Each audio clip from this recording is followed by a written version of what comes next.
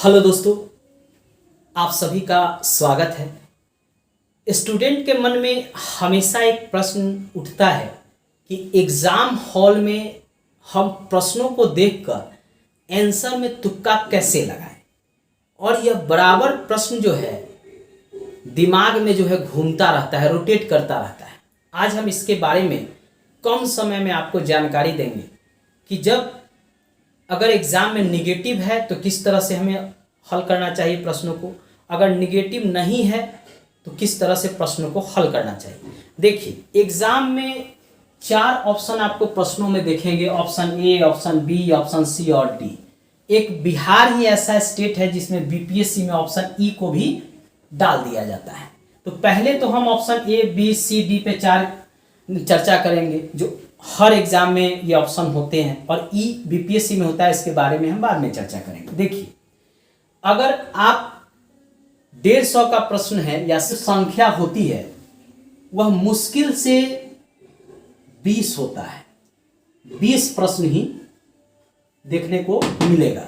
लेकिन जो बी होता है उसमें आपको 25 से 28 प्रश्न देखने को मिलेगा। वहीं सी में आप देखेंगे कभी 30 भी होता है और कभी 35 भी होता है, कभी 25 से लेकर 30 के बीच में ही प्रश्न की संख्या होता है। डी में जो है 15 से 20 प्रश्न आपको मिलेंगे, कभी कभी 5 से 10 प्रश्न ही होते हैं जो ऑप्शन डी के अंतर्गत उसके आंसर सही होते हैं। इन सारे प्रश्नों को आप देखेंगे तो सबसे ज्यादा अगर किसी प्रश्न का उत्तर सही मिलेगा तो वह ऑप्शन सी का मिलेगा, उसके बाद बी का मिलेगा, उसके बाद ए का मिलेगा और फिर डी का मिलेगा।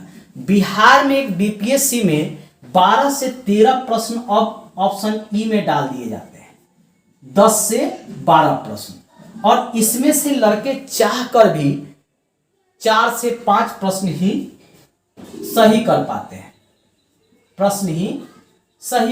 हैं, तो इसके बारे में हम बाद में चर्चा करेंगे। देखिए, अगर निगेटिव हो तो आपको संभल के एग्जाम में उत्तर को सही करना है। जब तक आपको 2 ऑप्शन छांटने नहीं आए तब तक आप नहीं लगाइए। यानी अगर उस प्रश्न के चारों उत्तर आपको जानकारी नहीं हो तो निगेटिव अगर हो एग्जाम में, जिस एग्जाम में, उसमें आप कभी भी तुक्का नहीं लगाइए। जहां निगेटिव नहीं हो वहां पे या तो आप ऑप्शन सी के साथ चल सकते हैं, यानी जितने प्रश्न आपको नहीं आते हैं उसमें आप सी उसका गोला लगाते चले जाएं, या बी गोला लगाते चले जाएं। कुछ दिन से ये ट्रेंड चला है कि बी और सी की संख्या कम कर दिया गया है, उसके उत्तर जो सही होते हैं, और ए और डी को बढ़ा दिया गया है। लेकिन अब ऐसे आप देखेंगे कि हर एग्जाम में सी और बी जो प्रश्न का आंसर जो है काफी अधिक सही होता है। तो या तो आप ऑप्शन सी के साथ चले जाइए, जो भी प्रश्न के उत्तर नहीं आते हैं उसमें केवल सी लगाते चले जाइए, या बी लगाते चले जाइए। ये नहीं कि 2 प्रश्न में ए आंसर सही लगा दिए, 2 प्रश्न में बी सही लगा दिए, 2 प्रश्न में सी सही लगा दिए, 2 प्रश्न में डी। वैसे आपका जो है तुक्का का फायदा नहीं मिलेगा।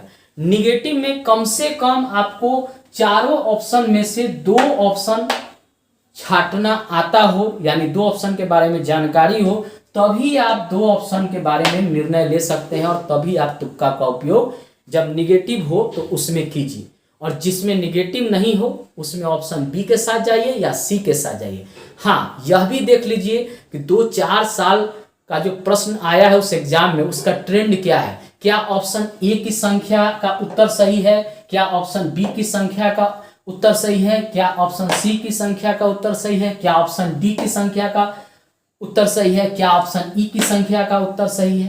तो वैसे स्थिति में आपको 3-4 साल का पेपर देख के तब अनुमान लगाना पड़ेगा।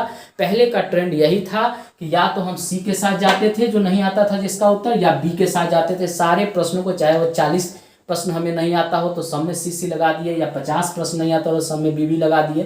तभी आपको जो है, अगर आप 50 प्रश्न में सी लगा दिए एग्जाम में, तो मान के चलिए अगर निगेटिव नहीं है तो आपके 20 प्रश्न के उत्तर सही हो जाएंगे। या अगर आप बी भी लगा देते हैं तो कम से कम 16 से 20 प्रश्न के उत्तर आपके सही हो जाएंगे। अगर निगेटिव नहीं है तब, अगर निगेटिव है तब आपके जो है अगर 50 का लगाते हैं तो आपको माइनस में चला जाएगा, यानी माइनस में आपके 5-7 नंबर जो है ये ले जाएंगे। इसलिए कभी भी निगेटिव में 50 प्रश्नों को मत छूइए। अगर मुश्किल से अगर मजबूरी हो या एग्जाम में टफ प्रश्न आया हो तब आप मुश्किल से 15 से 20 प्रश्न को ही निगेटिव में आप ऑप्शन सी या बी के साथ जा सकते हैं। उसमें से भी संभावना है कि 2 से 3 प्रश्न ही आपके सही हो। तब जब आपको ऑप्शन 4 जो होते हैं उसमें से किसी 2 ऑप्शन के बारे में जानकारी हो और 2 ऑप्शन को आपको छांटना हो।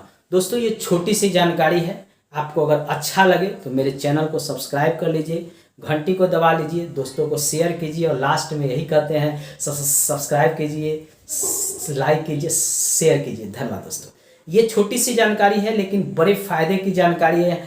लास्ट में अगले वीडियो में हम चर्चा करेंगे कि हम जो प्रश्न एग्जाम में हमारे सामने जब आता है पेपर तो हम घबरा जाते हैं और उस घबराहट से कैसे बचे। एग्जाम में जो हमको हड़बड़ाहट होने लगती है, एकदम लगता है कि अब क्या करें, कैसे इन प्रश्नों को हल करें, उसके बारे में भी डिटेल में जानकारी देंगे कि उस स्थिति में अगर कठिन पेपर आए और आपको कुछ भी जानकारी उसमें समझ में नहीं आ रहा हो प्रश्न को देख कर कि इसमें क्या ऑप्शन सही है, तो वैसे स्थिति में किस तरह आप धैर्य को अपनाकर उस तरह के प्रश्नों को हल करेंगे और पास भी करेंगे। हम अगले वीडियो में उस तरह के प्रश्नों को हल करने के बारे में डिटेल से जानकारी देंगे। दोस्तों आज हमने आपको तुक्का के बारे में लगाया, निगेटिव हो तो किस तरह, निगेटिव नहीं हो तो किस तरह। अच्छा लगे तो जरूर सब्सक्राइब कीजिए। धन्यवाद दोस्तों।